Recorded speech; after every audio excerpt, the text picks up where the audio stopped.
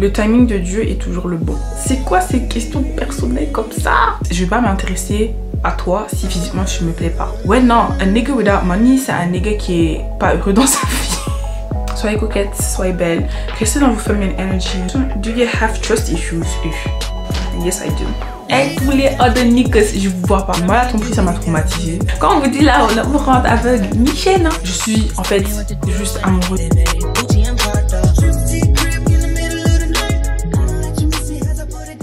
Salut les gens, comment vous allez? J'espère que vous allez bien. Donc aujourd'hui on est de retour pour une nouvelle vidéo qui va être un Q&A, un FAQ où je vais répondre à vos questions que vous me posez sur NGL. Donc c'est une application sur Instagram mais qui est donc des questions anonymes, donc je ne sais pas qui m'a posé des questions. J'en ai reçu quand même quelques questions et du coup je vais les répondre avec vous. Avant qu'on commence, n'oubliez pas déjà de vous abonner sur ma chaîne, de liker la vidéo, de partager, laisser un petit commentaire parce que ça va archi plaisir de vous entendre et bien sûr de me suivre sur mes réseaux sociaux. C'est là-bas que je suis le plus active. On va commencer. Let's go. Donc on va commencer avec la première question que j'ai reçue. Que as-tu appris en 2022? Donc moi personnellement en 2022, je pense que la chose qui m'a le plus marqué, c'est que le timing de Dieu est toujours le bon. Et c'est vrai que voilà, en étant un enfant de Dieu, il y a beaucoup de choses qu'on demande à Dieu, qu'on veut obtenir dans notre vie. Mais on comprend pas pourquoi ces choses-là, ça prend beaucoup de temps pour arriver en fait. C'est-à-dire que par exemple, tu as prié pour un truc pendant 2 ans, 3 ans et tout là, tu te dis mais en fait, est-ce qu'il écoute mes prières? Qu'est-ce qui se passe, tu vois? Et au final, quand la chose pour laquelle tu as prié se réalise, tu comprends en fait que le timing de Dieu est toujours the best. Parce que quand tu y réfléchis, tu dis, en fait si la chose là que j'avais demandé, j'avais reçu là au moment là où j'ai demandé, je serais pas prête. Et ça serait pas été le bon timing. Et ça c'est vraiment un truc que j'ai appris en 2022, c'est que le timing de Dieu est parfait. La deuxième chose que j'ai appris, c'est que quand vous demandez quelque chose à Dieu et qu'il vous donne une réponse, suivez. Suivez-la. Parce que l'humain est ni chaîne têtue. Parce que vraiment des fois je demandais à Dieu, par exemple, est-ce que cette personne est faite pour être dans ma vie? Est-ce que je devrais quitter cette personne? Est-ce que je vais quitter cette amitié? Nanana. Dieu me donne une réponse claire et nette. Moi, personnellement, Dieu me parle dans mes rêves. Et donc, la réponse était claire et nette. La réponse était là. Mais moi, je ne l'ai pas écoutée. Du coup, je suis comme retournée dedans pour après reprendre la même claque, en fait, tu vois. Et I was like, yeah, he's right, you know. Donc, ouais, c'est quand même les deux trucs que j'ai appris cette année. Voilà. On commence bien. Ok, donc prochaine question. Coucou, je suis contente de te suivre sur YouTube et Instagram en tant que youtubeuse congolaise belge que tu es. Déjà courage pour tes examens. Merci. Et ne lâche rien. J'ai la trentaine passée, cela ne change rien. Tu es le genre d'exemple de bout de femme que j'aimerais que mes futurs enfants deviennent. Oh, c'est trop gentil. C'est archi gentil. Je sais pas c'est qui, mais je te remercie pour ce petit message, ça fait archi plaisir. Mais je suis contente de lire ça. Je suis contente que tu puisses me voir comme un exemple pour tes enfants plus tard. Et voilà quoi. Merci beaucoup, ça fait vraiment plaisir. C'est ça, regardez, oui, je suis là, je rigole, oui, je suis gênée. Prochaine question. Big red flags en amitié. J'ai envie de dire les personnes qui sont toujours dans les problèmes. Qui cherchent toujours... En fait, non. Les personnes qui sont toujours dans les problèmes et les personnes qui vivent pour les caméras. Ni chaîne, c'est des trucs que je ne peux pas. Ah non, je peux pas. Genre qui pensent toujours que voilà, tout tourne autour d'eux. Ils ont toujours besoin d'attention, qui s'inventent des vies. Des trucs comme ça, moi c'est des trucs que je peux pas. Because, je peux pas, j'arrive pas. Les gens qui parlent beaucoup d'autres personnes. Hein. Après, Dieu merci, j'ai toujours eu des bonnes personnes autour de moi. Et de toute façon, pour que ce soit relation amicale, familiale ou amoureuse, je mets toujours ça dans les mains de Dieu pour qu'il puisse me montrer en fait les vraies intentions de la personne en fait. Donc ça veut dire que cette année, j'ai vraiment pas eu de problème d'amitié. Amen. Tu trouves la personnalité le plus important ou le physique de la personne? Je trouve que je trouve que cette question elle est compliquée parce que le physique ne va pas sans la personnalité, personnellement pour moi. C'est-à-dire que si physiquement tu m'attires pas, ben en fait il n'y aura aucun moment je vais me dire je vais essayer d'apprendre à connaître cette personne-là. Genre ouais, genre, si c'est pour vraiment aller aboutir à quelque chose de plus, je vais pas m'intéresser à toi si physiquement tu me plais pas. Tu vois, et je suis totalement honnête là-dessus. Donc en fait pour moi, ben, les deux sont un peu sont égaux, tu vois, parce que égaux ou égal? Je suis pas francophone hein, s'il vous plaît. Mais bref. Mais après, le physique ne dit pas tout. Ça veut dire que peut-être physiquement tu vas me plaire, mais qu'au final j'apprends à connaître ton caractère que j'aime pas en fait. Et puis à partir de ce moment là, ça c'est KO aussi, tu vois. Biggest red flags in guy. Moi personnellement c'est un truc que j'ai appris en 2022, c'est que love bombing c'est pas normal, surtout pas au début de relation. Et en fait je sais pas la traduction de love bombing en français. Quand la personne te donne beaucoup et trop d'amour en début de relation, qui dit des trucs que normalement tu dis pas au début de relation. Tu vois les phrases en mode de je t'aime trop vite, la personne veut toujours et constamment être avec toi, elle te prend toute ton énergie, t'es entre guillemets un peu accro à ça. Et puis quand la relation avance, ben en fait il y a beaucoup de problèmes. Genre il y avait déjà des red flags que tu voyais, mais en fait comme la personne là te love bomb, elle te donne beaucoup d'amour, t'es accro à cet amour là et tu commences un peu tu enlèves un peu les red flags, tu dis non c'est pas grave, c'est pas grave, c'est pas grave. Quand tu continues dans la relation, tu vois que la relation elle est en train de dégrader. Et la seule raison pourquoi tu restes, c'est parce que tu sais que c'est le potentiel que la personne peut te donner comme amour, parce que tu l'as vécu au début. Et c'est la seule raison pourquoi tu reviens. Bon, après il y a aussi tout ce qui est lien spirituel et tout. Love bombing c'est pas healthy, c'est toxique de ouf. C'est toxique de ouf. La relation doit être saine, la relation doit avancer normalement. Et des trucs qu'après 3 mois tu dis pas à une personne, frère. Une relation qui va trop vite, toxique. Donc love bombing, biggest red flag. Après quoi d'autre? Parler sans acte, niggas who don't have money. Je suis désolée, je suis pas matérialiste, hein, je suis pas gold digger et surtout pas une michto parce que j'ai mon propre argent, je fais tout toute seule. Mais ouais non, un nigga without money c'est un nigga qui est pas heureux dans sa vie. Et c'est trop méchant de le dire, mais ni chaîne c'est vrai, un gars qui n'a pas d'argent est un gars complexé, et être en couple avec un gars complexé, I don't recommend it, même pas à mon pire ennemi. Être en couple avec un gars qui est insecure parce qu'il n'a pas d'argent et il sait qu'il n'a pas d'argent, ça c'est pour une autre discussion. Des astuces pour être plus féminine. Moi personnellement c'est toujours un truc dont je suis en train de travailler. Pour moi la féminité c'est trop important, mais je trouve que d'abord c'est important de savoir ce que toi tu entends dans être féminine. Ça veut dire que moi ma notification pour féminine n'est pas forcément la même chose pour toi.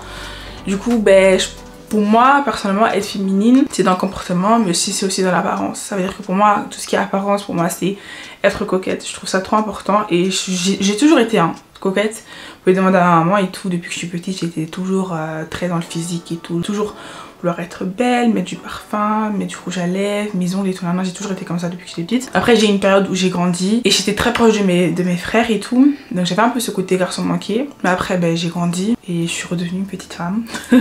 Et donc pour moi c'est ce côté là, vouloir toujours prendre soin de soi, qui définit la féminité pour moi. Et là je parle que du physique, hein. Donc ça veut dire que moi après j'aime bien faire mes ongles, j'aime bien faire mes cils, j'aime bien sentir bon, j'aime bien faire des soins de corps, des soins de visage, tout ce qui est épilation aussi, j'aime trop et tout, genre vraiment avec mon côté un peu superficiel. Pour moi c'est ça le côté féminine. Mais il y a aussi tout ce qui est à l'intérieur, donc la manière dont tu te comportes, la manière dont tu parles, ce que tu ressors, ce que tu montres aux autres et tout, genre c'est aussi très important. Tout comme tu peux être très belle, très coquette genre physiquement et tout, mais dans la manière dont tu parles, ben t'es pas trop féminine. Si la définition de féminité c'est ça pour toi, je dirais ben prendre soin de toi. Après c'est vrai que tout ça ça coûte de l'argent. Si t'as pas le budget, il y a toujours des alternatives moins chères et tout, mais commence petit à petit, parce que moi personnellement j'ai pas commencé comme ça, hein. Ça a pris du temps, petit à petit j'ai commencé à faire ça, mais ça a toujours été un truc qui était en moi, on va dire. Toujours vouloir être présentable aussi, je trouve que c'est un truc qui est hyper féminin.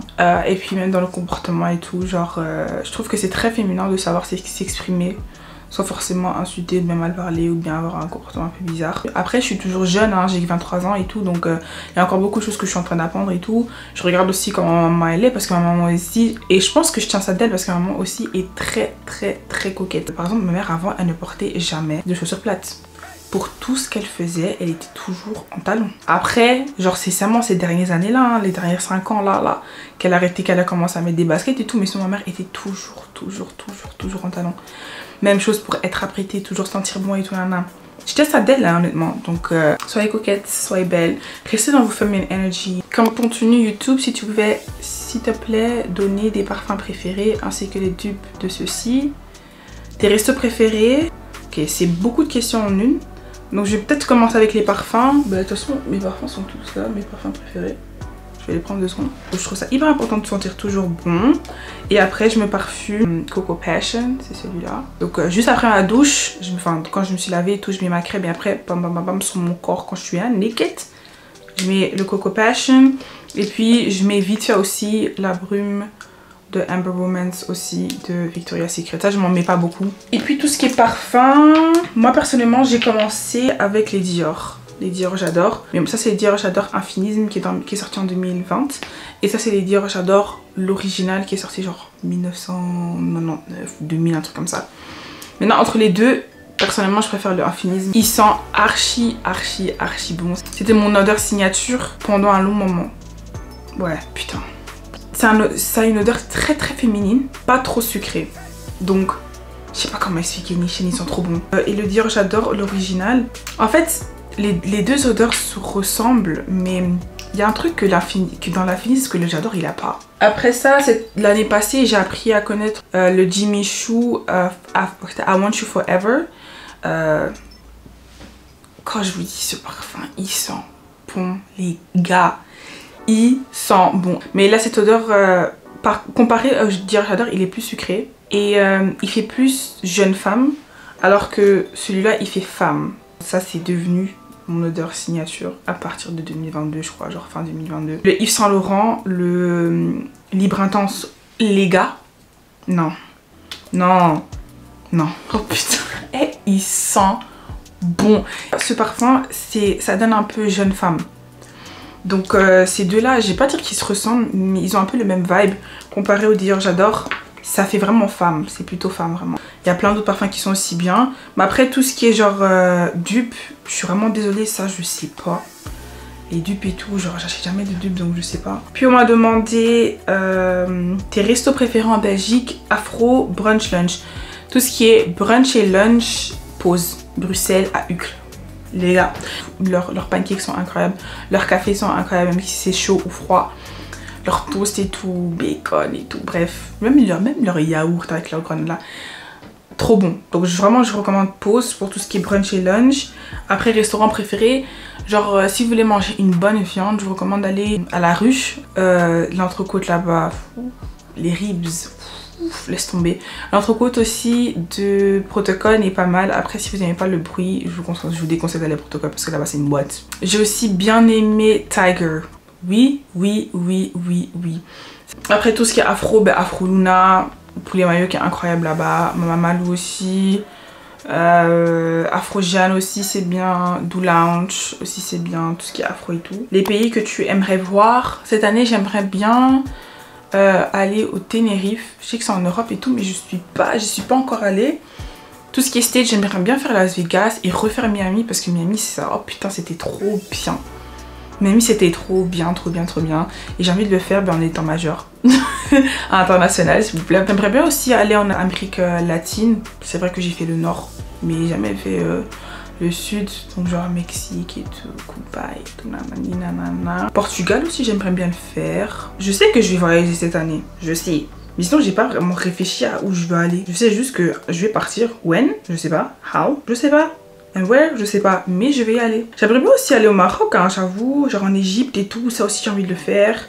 En Turquie. Nichen en Turquie. En fait, j'ai vraiment envie de faire beaucoup de pays en Europe. Donc voilà. C'est un peu ça les pays que j'aimerais voir. Ta youtubeuse préférée? Ashley, je l'aime trop, cette meuf, j'aime trop ses vlogs, j'aime trop son vibe, j'aime trop la manière dont elle se porte, j'aime trop, même sa qualité des vidéos et tout, la manière dont elle fait son montage et tout, j'aime trop. Do you have trust issues? Ça c'est quelle question très personnelle comme ça, wesh. And yes I do. As-tu déjà trompé? Guys, c'est quoi ces questions personnelles comme ça? Et la réponse est non, j'ai jamais trompé. Je suis une personne, je suis très loyale, que ce soit en amitié ou relation amoureuse, je suis très loyale. Moi la tromperie ça m'a traumatisée. Et c'est même pas qu'on m'a trompé, hein, c'est juste que j'ai vu la tromperie autour de moi et tout. Genre, je pense que hein, nos darons sont déjà un peu bizarres. Donc ouais non, je sais que la tromperie ça peut vraiment briser une personne, ça peut vraiment briser un foyer. Et j'ai de la chance que quand je suis vraiment passionnée pour une personne, je suis vraiment genre... Et quand on vous dit là, l'amour rend aveugle, Nichen, hein, parce que vraiment quand moi je suis intéressée par une personne, il n'y a que cette personne là qui compte. Hein.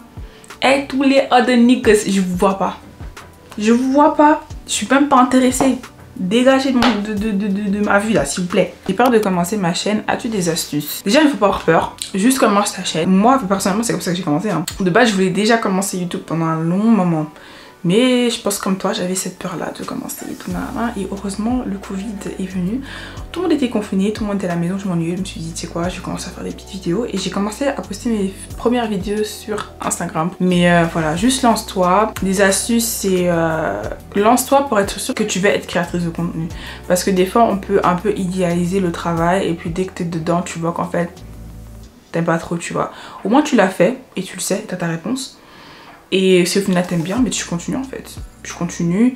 Tout ce qui est par exemple, si tu poses des questions sur le matériel dont tu as besoin, t'as pas forcément besoin d'une caméra directement. Moi personnellement, ma caméra, je l'ai achetée après 1 an. Mais sinon, tu peux clairement filmer avec un iPhone. Personnellement, mon iPhone 14, j'utilise très souvent dans mes vlogs. Et je trouve que personnellement, on voit même pas la différence. Mais même si t'as un plus ancien iPhone et tout, mais juste ta qualité en 4K et puis filme tes vidéos. Quand tu commences, je te conseille de filmer au moins 3 à 4 à 5 vidéos à l'avance. Comme ça, au moins, t'as un peu d'avance sur ton schedule, tu vois. Parce que être régulière, c'est très important pour grandir sur YouTube. C'est surtout si tu veux que l'algorithme te booste. Poste au moins 3 vidéos par mois, quoi. Donc voilà, c'est ça les astuces que je peux te donner. Just do it. Just do it. Envoyez-moi vos chaînes. Envoyez-moi vos chaînes. Ta série préférée? Game of Thrones. Game of Thrones. J'ai même pas envie de vous entendre dire oh ouais non mais moi j'aime pas les séries comme ça. Game of Thrones. Si t'as jamais regardé Game of Thrones, en fait les personnes qui ont regardé Game of Thrones et qui disent que c'est nul, vous mentez. Vous mentez. Toute personne qui dit que Game of Thrones c'est nul, c'est parce que vous avez jamais regardé la série. Parce que la série est incroyable. Incroyable. Je sais pas s'il est là. Non. Bref, là je suis en train de lire les livres, clairement, carrément. Parce qu'en fait, je suis juste amoureuse de cette série. Si c'était possible d'enlever ma mémoire et redécouvrir cette série, je l'aurais fait. Après, j'ai aussi beaucoup aimé Murder, How to Get Away with Murder. Guys, cette série m'a choquée. Nichelle. Vraiment, je la mets pas jamais dans mes top 10, hein, dans mes top 5 même, de meilleures séries que j'ai regardées toute ma vie. Parce que vraiment, les rebondissements dans cette série-là, what? Hein? Après, j'ai bien aimé aussi Power. Booktwo aussi j'aime bien. Après il y a aussi des anciennes séries genre les teenagers TV shows comme Vampire Diaries, ça reste une série de cœur vraiment.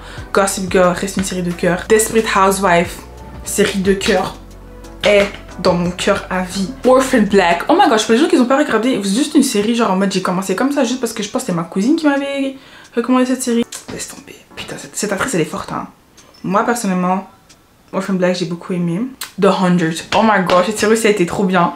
J'ai trop kiffé, j'ai regardé 2 fois. Il y a beaucoup de séries que j'ai regardé parce qu'en fait ils font plus les séries comme à l'époque, ni chaîne, ils font plus les séries comme à l'époque. Prison Break aussi j'ai recommencé hein. Et je regarde Grey's Anatomy et Castle.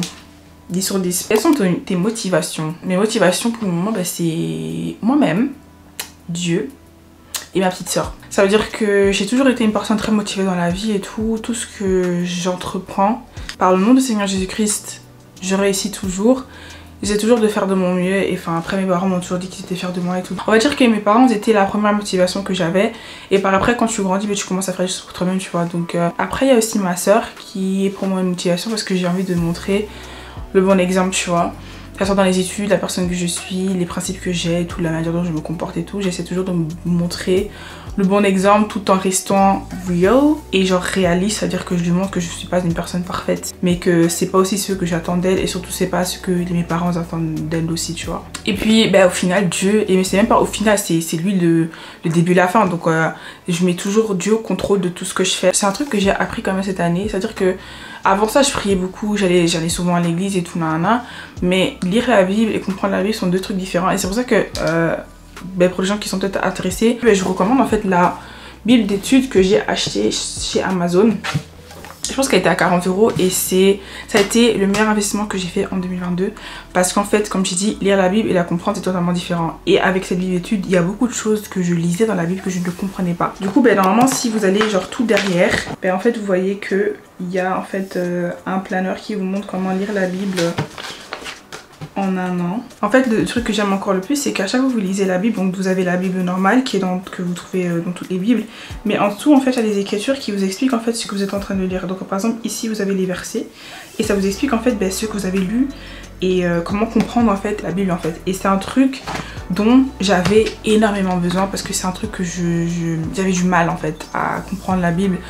À comprendre déjà la manière dont la Bible est écrite, c'est un peu compliqué, et puis essayer de comprendre la manière dont Dieu pense, c'est un peu plus compliqué, tu vois. Mais cette Bible étude m'a beaucoup aidé, donc je la recommande à tout le monde. Je la mettrai en description pour les gens qui sont intéressés. Vraiment un 10 sur 10 meilleur investissement. Toute personne qui veut se rapprocher de Dieu, qui veut commencer à lire la parole de Dieu et qui veut surtout comprendre la parole de Dieu, I recommend this Bible. Franchement, tu es trop chou, tu veux bien être mon ami. This is so cute. Ben écoute, dis-moi et puis on verra, hein, Nichen. C'est pas une question, mais je suis fan de toi. Je voulais juste te dire, continue ce que tu fais. J'encourage réellement. Merci, c'est trop gentil. Quels sont tes objectifs en 2023? Personnellement, je vais pas le dire sur les réseaux. C'est pas nécessaire. J'ai mes objectifs, je suis en train de les atteindre et voilà, c'est plus important. Après, l'un des plus grands objectifs pour moi, c'est de me rapprocher encore plus. Et en plus de Dieu, je pense qu'on peut jamais assez se rapprocher de Dieu en fait. Que penses-tu des filles qui sortent trop? C'est pas mon problème. En fait, à partir du moment qu'un truc ne m'atteint pas moi-même et ne m'atteint pas dans mon côté financier, mental, physique, j'en ai rien à foutre. Je vous dis clairement, j'en ai absolument rien à foutre. Donc si elle veut sortir, qu'elle sorte, hein. Coucou, peux-tu faire des vidéos sur des tips pour étudier, réviser, des tips pour économiser, des tips pour être organisé sur la semaine? Au niveau ménage, sport, lessive, études, sorties, nous conseiller des meilleurs spas privés ou pas privés en Belgique. Ok. Bon, faire une vidéo sur comment étudier et tout, je pense que ça c'est un truc que je vais peut-être inclure dans un vlog. Donc ça peut être une bonne idée. Après, comment s'organiser dans la semaine? Moi personnellement, le seul truc que j'utilise c'est mon planeur. Par exemple, il est là dans mon téléphone, vous voyez. C'est le calendrier de Apple. Et c'est là que j'écris tout. Ça veut dire que, vous voyez, j'ai genre toute une liste. Il y a étudier, examen, appointment, donc c'est tout ce qui est rendez-vous. Il y a mes cours. Il y a ma chaîne YouTube aussi qui est là, donc c'est comme ça que moi personnellement je m'organise. J'ai aussi ça en papier, donc ça c'est un truc que je ramène par exemple à l'école et tout pour pas oublier. Et puis là par exemple, vous voyez que voilà, demain je vais étudier pour ce cours là. Et puis même quand je lock mon téléphone, vous voyez que ici, je sais pas si vous voyez voir, mais ici il y a aussi mon calendrier. Donc en fait c'est comme ça que moi personnellement je m'organise. Et puis des spas privatifs, Spa Radis, c'est un spa privatif que je suis allée il y a pas longtemps et c'était hyper bien. Après il y a aussi un spa à Louise qui est pas mal, un spa à Jette qui est pas mal. Je vais les mettre en description parce que je connais pas les noms par cœur, mais je pense que j'en ai 2 ou 3 que je peux quand même vous recommander parce qu'ils sont archi bien. Single. Écoute, je vous laisse deviner. Salut Dada, j'espère que tu vas bien. C'est pas une question, mais j'aime trop tes vlogs, ma belle. M'en fous que ça dure plus de 1 heure pas. Merci. C'est trop gentil. C'est vrai que je le fais en grande partie pour moi aussi, mais quand j'ai des bons retours et tout comme ça, ça me fait archi plaisir. Donc, thank you guys. Et puis là, j'ai allô, peux-tu nous parler de ton auto-école, le temps que tu as pris pour apprendre à conduire, le budget de la voiture, quels conseils pour le premier achat de la voiture, et puis budget, course, auto-école, pratique, test, achat, voiture, assurance, tout ça. J'ai appris à conduire dans moins de, j'ai envie de dire en moins de 7 mois. Donc d'abord j'ai fait ma théorie à mes 17 ans. En Belgique il faut avoir 41 sur 50 pour réussir. Moi j'avais genre 47, un truc comme ça. J'ai appris sur un site, donc pour tous les Belges qui sont néerlandophones ou francophones, je vais mettre le site en description. Donc j'ai appris ma théorie vraiment en 2 semaines grand max. Et après ça j'ai fait beaucoup d'exercices jusqu'à ce que j'avais toujours 50-50 sur tous les tests. Et puis c'est là que j'ai parti faire mon examen. Donc ma première année d'université j'avais quoi, 18-19 ans. Et c'est là que j'ai commencé à faire mes cours de pratique à Bruxelles. Au final j'ai passé mon permis en Flandre à Ast. Je recommande à tout le monde, encore une fois je les mettrai en description pour les gens qui sont intéressés. Et ils sont aussi francophones si je me rappelle bien, donc pour les gens qui sont francophones qui sont intéressés, vraiment 10 sur 10. Puis j'ai passé mon permis là-bas. Maintenant tout ce qui est budget de voiture, je pense que je suis pas vraiment la bonne personne pour en parler. Ma première voiture je l'ai pas achetée seule, donc j'ai des parents très généreux, surtout ma mère, très généreuse. Et du coup pour mon 18e anniversaire elle m'a acheté une voiture. Elle m'a acheté une Nissan Juke qui est sortie en 2018 et elle me l'a acheté en 2018 quoi. Donc c'était une voiture neuve, 0 km, elle venait du garage. C'est pas un budget normal, on est tous d'accord. Après bon, 2 ans plus tard j'ai fait un accident avec. Ne conduisez pas quand vous êtes fatigué les gars. Et comme ça répond aussi à la question de l'assurance, je recommande à toute personne de prendre une assurance Omnium. Je sais pas comment c'est en France, mais ici ça s'appelle assurance Omnium, qui vous protège sur tout. Et heureusement ma mère, elle est intelligente, elle a fait ça. Quand j'ai fait l'accident, si j'avais pas l'assurance Omnium, j'aurais pas de voiture maintenant. Ils nous ont remboursé la valeur de la voiture et puis on a rajouté peut-être 2-3K pour acheter une nouvelle voiture. Et maintenant j'ai la Peugeot 208 2019. Donc aussi une très bonne voiture, j'ai tout ce qu'il faut dans la voiture. Après c'est vrai que la Nissan Juke, elle était... Il y avait plus d'options, par exemple le bouton start et tout, genre là je pouvais déverrouiller la voiture à l'extérieur avec le bouton genre à la portière, des trucs comme ça. Mais sinon tout ce que la Nissan a, la Peugeot a, surtout que c'est une 2019 et la Nissan c'était une 2018 tu vois. Mais si vous voulez vraiment une bonne voiture avec laquelle vous savez que vous allez durer, je pense un budget entre 9K et entre 15K est un bon budget, surtout si vous voulez qu'elle soit pas très ancienne. Après si ça vous dérange pas que la voiture est un peu plus vieille et que pour vous le plus important c'est de pouvoir déplacer de point A à point B, vous pouvez trouver des voitures un peu plus anciennes, aussi de très bonne qualité, entre 5 et 9K en fait tu vois. Donc voilà, moi personnellement je veux avoir toutes les options, je veux que la voiture elle tienne et je veux que quand je revends la voiture que j'ai quand même une bonne valeur.